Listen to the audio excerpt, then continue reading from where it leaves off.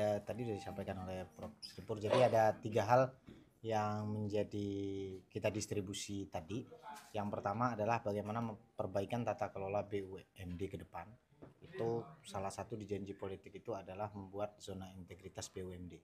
Dan itu sudah kita sampaikan ke teman-teman BUMD kapan untuk persiapan, lagi dibuatkan timeline. Kemudian yang kedua itu terkait dengan tata kelola SDM aset, itu menjadi salah satu hal yang paling penting juga, dan hari ini memang tadi komitmen untuk semua BUMD itu untuk menyampaikan data dan informasi ya kepada kita.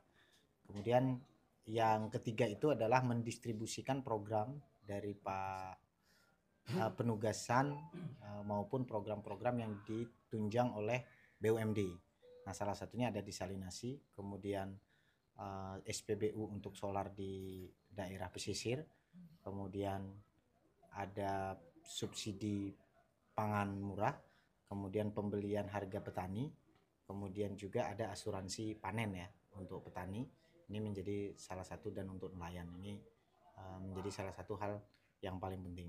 Tadi menarik memang ada dari BKK Jateng dan Bank Jateng itu untuk membantu kartu zilenial. Nah, akan kita kolaborasikan karena ada kan di kartu zilenial itu salah satunya pembiayaan. Nah, pembiayaan ini nanti yang akan bekerja sama dengan bank atau BPR BKK yang miliknya Jawa Tengah. Itu menjadi salah satu hal yang paling penting, memang menjadi catatan.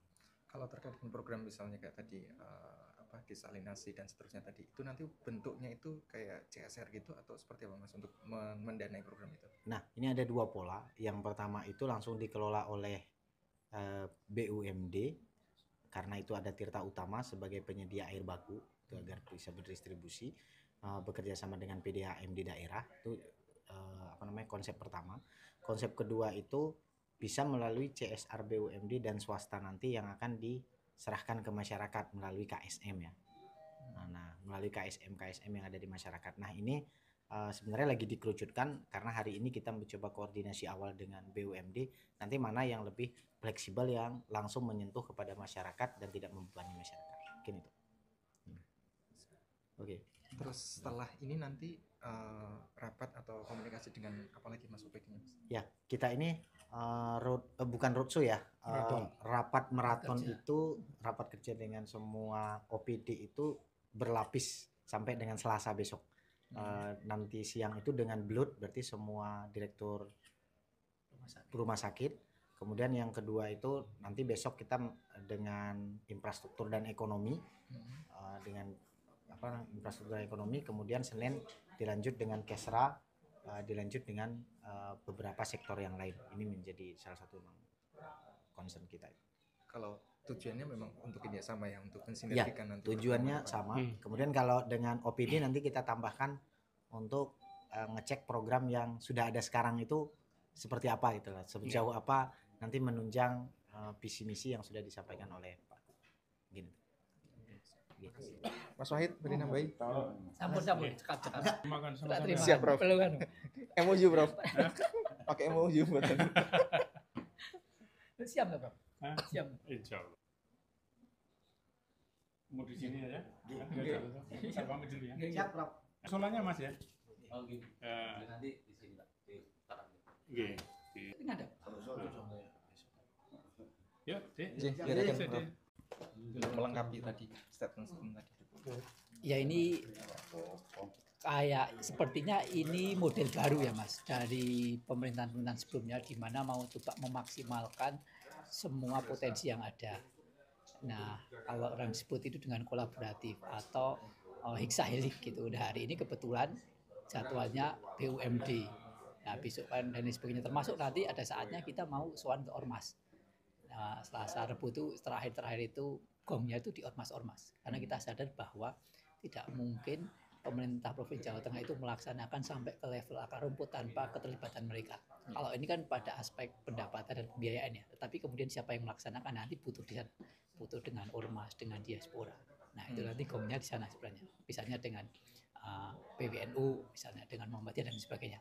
Karena butuh misalnya contoh bahas tentang stunting, nggak mungkin dinas kesehatan itu sendiri, maka butuh dengan kampus, politek, termasuk dengan ormas yang mungkin jejaringnya jauh lebih masif.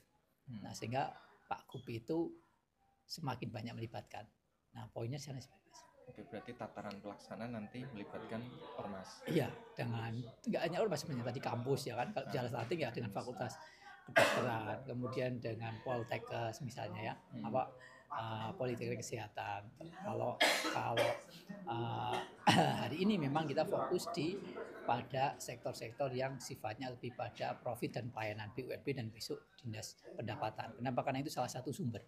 Tapi coba kita cari gali sumber yang lain, termasuk misalnya dengan kerjasama internasional. Nanti coba kita juga sudah rumuskan negara-negara mana yang punya minat tinggi terhadap investasi Jawa Tengah. Ada beberapa, Jepang, Cina, Jerman, itu mereka tertarik betul. Nah, kita nanti suatu saat akan, ya syukur dalam waktu dekat ini akan kita temukan, sehingga tidak hanya menggantungkan pada APBD. Poinnya sana Mas. Mas, latar belakang jenengan dari sisi akademisi gitu, melihat 136 program dengan kekuatan APBD sekarang, kemudian anggarannya, artinya kan semakin sedikit yang ke bawah gitu.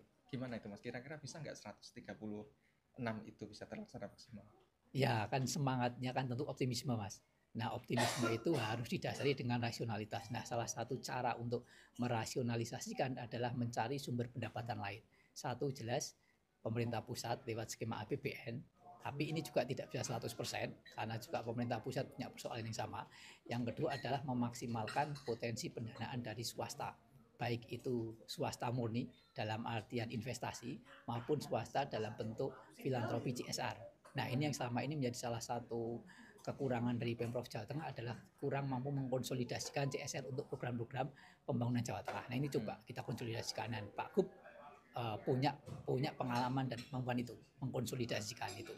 Nah, yang ketiga tentu sebagai pelaksananya itu banyak sekali, kalau bahasanya akademik itu modal sosial masyarakat Jawa Tengah. Apa mereka ketika merasa diwongke, mereka akan merasa bertanggung jawab dan ikut melaksanakan. Di sana kemudian peran ormas. Nah, itu peran ormas itu dalam tanda kutip tidak harus diberi profit, imbalan materi, tetapi dilibatkan dan dimaksimalkan, itu sudah luar biasa. Nah, sehingga dari aspek pendanaannya nambah, dari aspek pengurangan bebannya ada. Inilah kemudian titik temunya dengan APBD yang kompetitif lah, minimalis lah kalau bawahan sedikit. Yeah. Satu lagi Mas, kalau program-program ini kan yang 2025 kan sudah tersusun yang kemarin ya. Nanti untuk mengawali program itu kira-kira seperti apa Mas?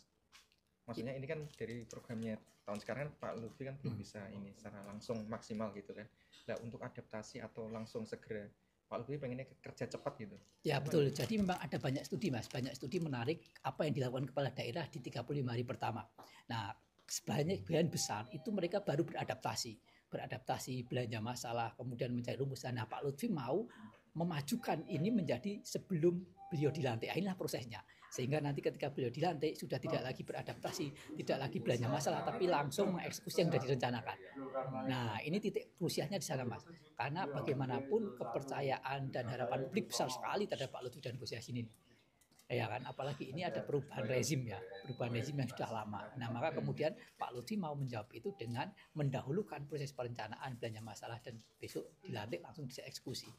Nah, pertanyaannya kemudian bagaimana dengan yang sudah direncanakan dan dianggarkan. Nah, inilah yang sedang kita diskusikan dalam beberapa waktu ini. Misalnya dari semua janji itu mana sih yang sudah siap anggarannya atau mana yang belum. Nah, kalau belum kan nanti akan dikejar di perubahan begitu. Nah, tetapi juga sebagian ada ya yang sudah masuk. Tinggal kemudian lokus dan sasarannya. Nah, ini ya yang dalam konteks teori perencanaan itu yang disebut dengan collaborative governance. Bareng-bareng merencanakan dan bareng-bareng mengeksekusi, termasuk nanti bareng-bareng mengevaluasi. Mas Wahid, beri nambahin. Sampun, cekap. Siap, Prof. MOU, Prof. Pakai MOU, betul. Siap nggak, Prof? Siap. Insya Allah. Mau di sini aja? Saya pamit dulu ya. Siap, Prof. Soalnya Mas ya.